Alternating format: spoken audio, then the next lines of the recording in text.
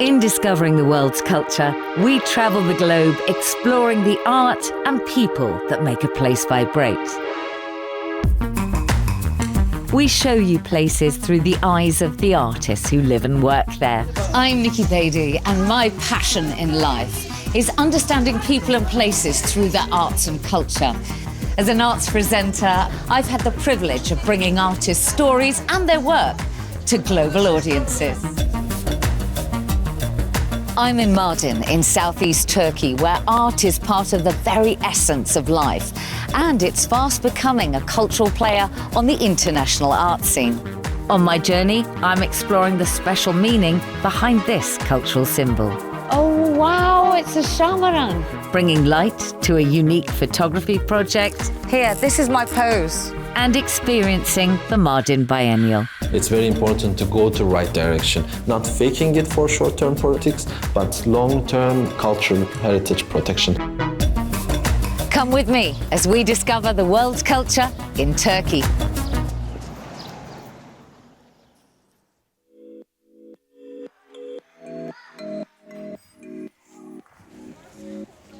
I'm in Mardin in southeast Turkey, a city that's witnessed the Roman, Byzantine and Ottoman empires. About 130,000 people call this city and its surrounding area home. It's long been a confluence of cultures. Almost half the population identify as Arab and the other half Kurdish. Art here is deeply entwined with myth and history. I've been to Turkey a number of times, but this is my first visit to Mardin, and I can already feel the different cultures at play here. And I also happen to be here as Mardin's Art Biennial is taking place. For a month, every 2 years, the city is teeming with people as it's transformed into a centre for contemporary art. Is very excited, and it's quite new, and lots of artists are coming from many different countries, and it's really good for the art. I think it's adding a great value to the city with this cultural demand and artworks as well. It's a bit of a melting pot, I'd say, many different cultures, many different ethnicities. I think it's a very good medium to showcase not only the art, but also the people, the warmth. 2024 marks the 6th edition of the Mardin Biennial. The event involves over 40 artists from all over the world displaying their work at historic venues throughout the old town. So this is not a carpet like you think it is. He's actually burnt away like a plaster-sized material. The theme is further away, and the people behind the biennial say that they hope it will explore global events and how we can communicate better within them. Sounds like a weighty theme, doesn't it? So what I want to do is meet the artists and talk about their work, experience it for myself, and then we can draw our own conclusions. One of the big names showing here is Ayşe Erkman. Ayşe is one of the stars of the Turkish art scene, and her work has been shown everywhere, from the Venice and Istanbul biennials to the Barbican in London and beyond. She's a conceptual artist who delights in transforming existing spaces into something new and exciting. Her work has delighted me for years, and I'm on my way to meet her as she oversees the final preparations for the installation of a piece that she hopes will catch the eye of everyone in Mardin.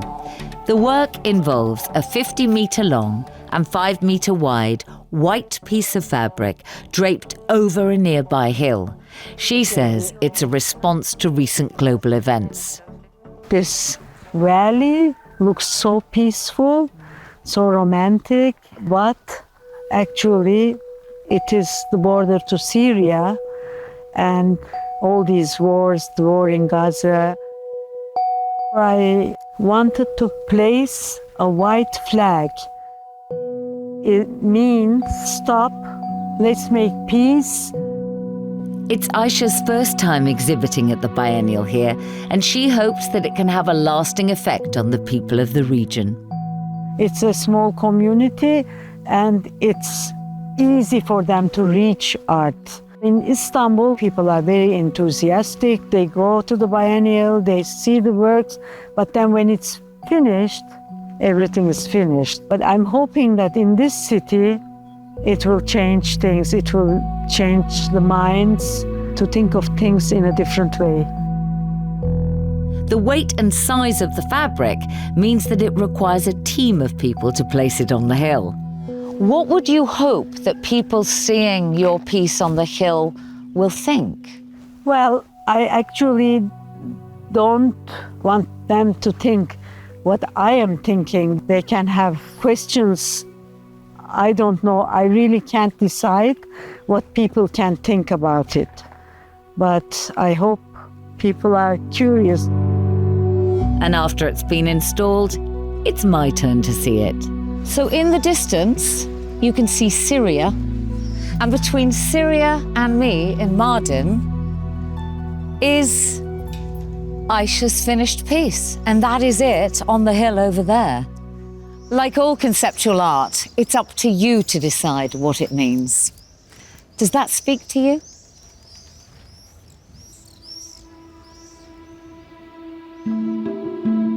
Throughout the old town, there's one symbol that I keep seeing.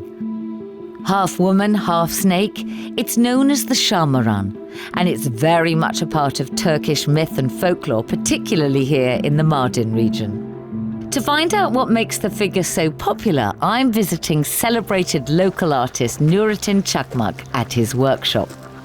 Hi, Nurettin. I'm Nikki. Ben Nurettin, buyurun. Hoş So nice to geldiniz. meet Okay, you. buyurun. Thank you. Really? Oh, wow. Oh, it's a shamaran. Şahmeran, evet. Oh, that is beautiful. It's all metal. This piece took over 3 months to create, and it's made from everyday objects: spoons, bicycle chains, and ball bearings. And this bit? Bunlar da arabanın egzoz kısmı. Exhaust pipe. Egzoz, evet. Köyden Mardin'e geldiğim zaman hep Mardin'in o tarihi mekanlarında Şahmeran'ı gördüm.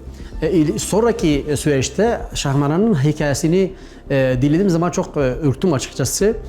Mardin'de farklı anlamda kullanılıyor Şahmeran. Bazıları bereket tanrıçası olarak kullanılır. Evde işte kötü ruhların da girmemesi için Şahmeran asılır. Ve bazı insanlar da işte ihanetin bir parçası, bir simgesi olarak Şahmeran kullanır. Despite being one of the area's most well-known artists, Nurettin's path was a difficult one. He was originally a herder, and his family did not support his desire to lead a creative life. Sanat yapmak, sanatla uğraşıyor olmak, sanattan kazanmak çok kişinin belki böyle karar almadığı bir durum. Ben bu kararı aldım. Tabii ki ilk süreçte çok acısını çektim. Rahmetli babamla biz oturuyoruz.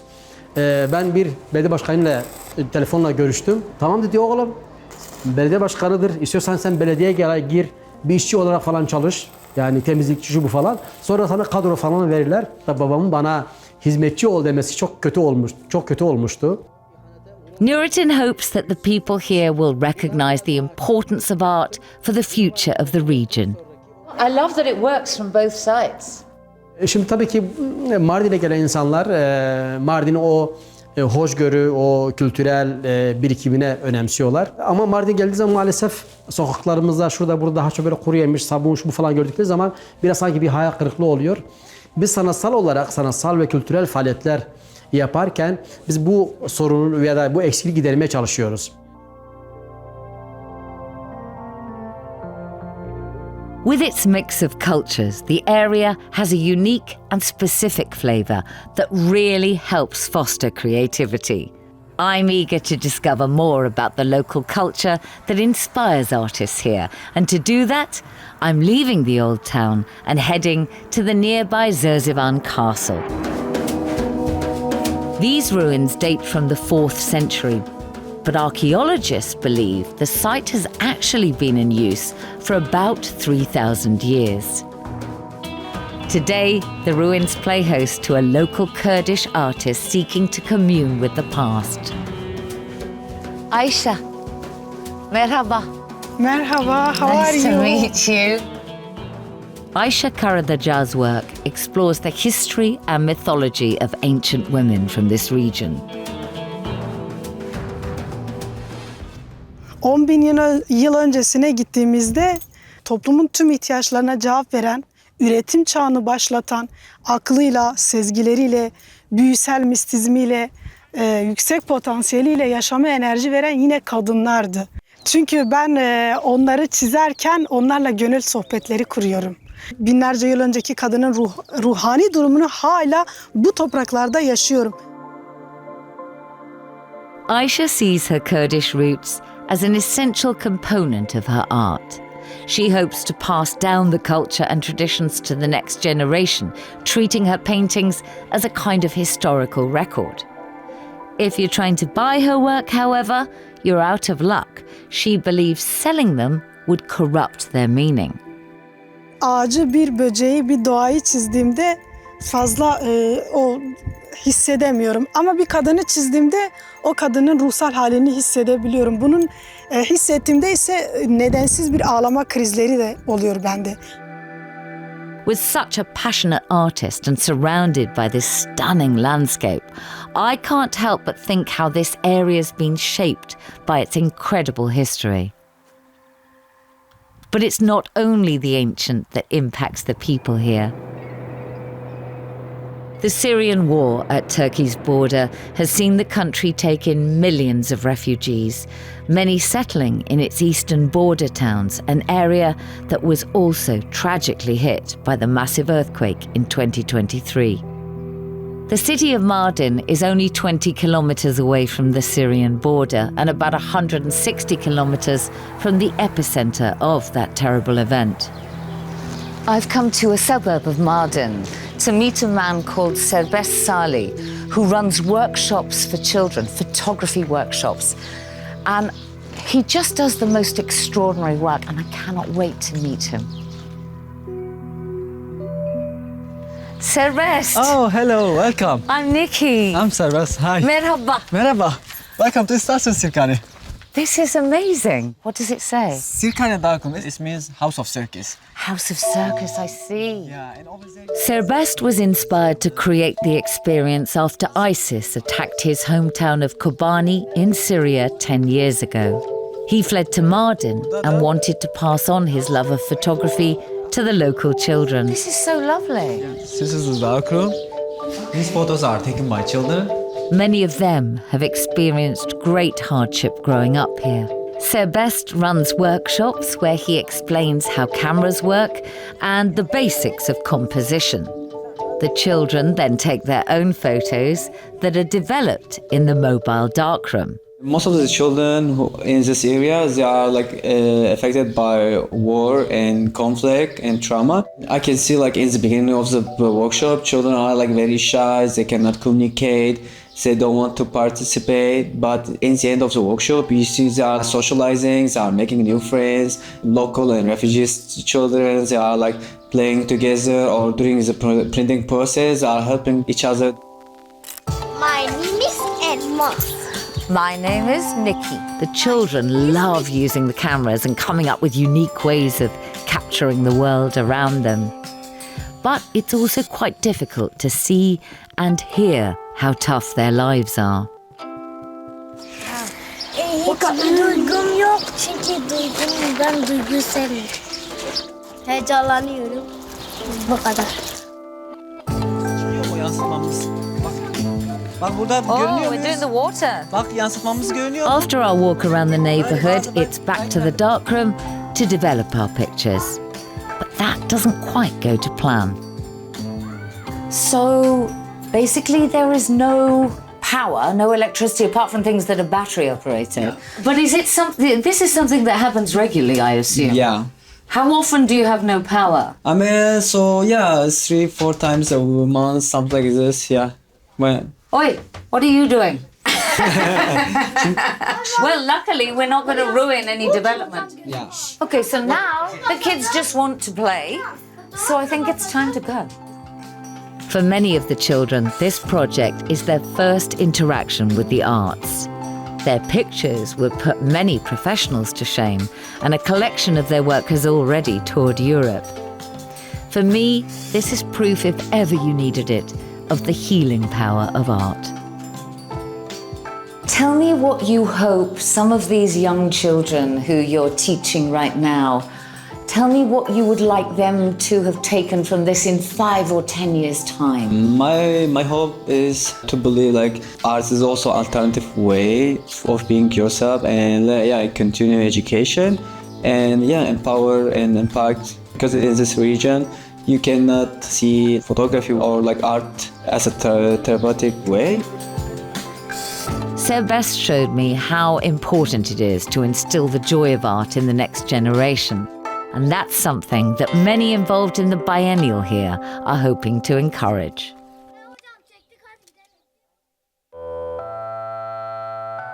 Textile artist Güneş Terkol is a well-known figure on the Turkish art scene. Born in Ankara, she's exhibited all over the world and recently returned from showing her work at the Venice Biennial. It's just so fragile, isn't it, as well? It is, but at the same time, they can carry my stories on it. Yeah, that's beautiful. I love that. Güneş mostly uses fabrics, often employing locally sourced materials, and you could spend hours just examining the detail.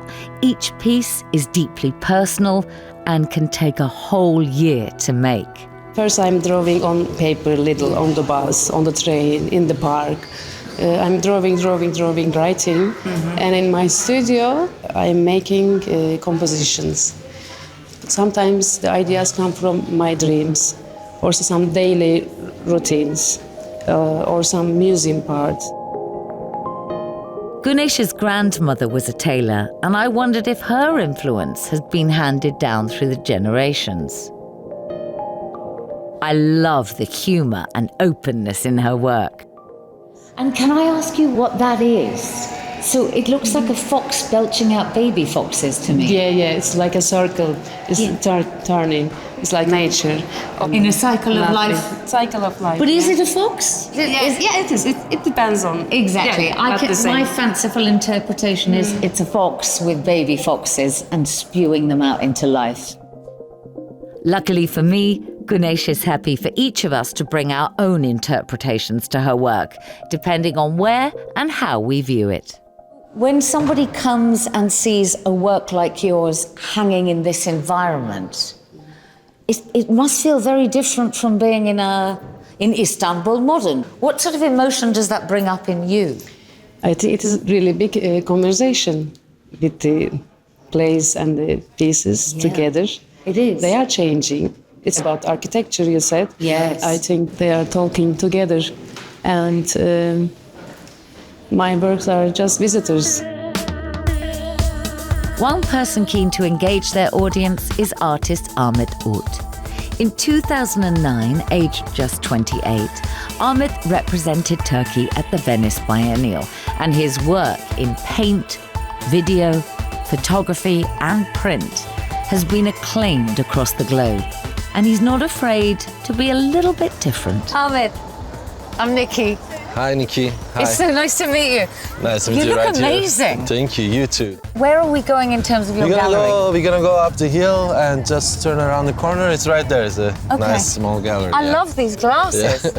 Although Ahmet is from the city of Diyarbakir, just 80 kilometers away, this is his first time exhibiting at the Mardin Biennial. He values it as a space for creativity, but has criticized the lack of local artists involved. He's also fearful the event may become too commercialized. I think it's very important to have this scale event in Mardin, but it's very important now after the 6th edition, it's very important to go to right direction. Not short-term thinking of short-term profit making, but actually preserving the real values. This real diversity, not faking it for short-term politics, but long-term heritage protection, cultural heritage protection. I really hope it will go that way, not this way. Ahmet is returning to paint after a gap of 20 years with a series of artist portraits set in cities around the world. However, he won't let us show them to you. And anybody that comes to the gallery here is asked not to take any pictures or to put them online. If I was a better artist, if I was even an artist, I might be able to draw some sort of representation to show you, as you're not allowed to see the art. You're just going to have to deal with me describing this. So this is a woman, black heritage, but I couldn't tell you from where. She's staring directly at me with the most extraordinary, piercing blue eyes. Ahmed says it's because he wants to replicate the experience he had when he was younger, where the only option was to go and visit and see something in person. Everyone will share this responsibility to travel towards each other. If you look at how art is consumed through the larger events, it's all extremely accelerated. Even the artists are not able to experience their own work. I have this problem with some of my other works. I send the work instruction and I never experience the work myself. Maybe Ahmed's right, and we've all become a little picture crazy. It might be nice to go back to that moment where we didn't have smartphones and could just appreciate being in the moment. But I do love a cheeky pic. To journey through the arts landscape here in Mardin has been truly inspiring. Art is ingrained in people's lives here. It comes from a tradition and mythology that's unique to this area, and it's a true conversation between a mix of cultures. This has been the most meaningful experience for me, at times profound. Art isn't just about the finished thing, the sculpture, the painting, the installation. It's about the stories behind it and the culture of the people. And here in Mardin, the people have such a pride in their culture. It's left an absolutely indelible mark upon me.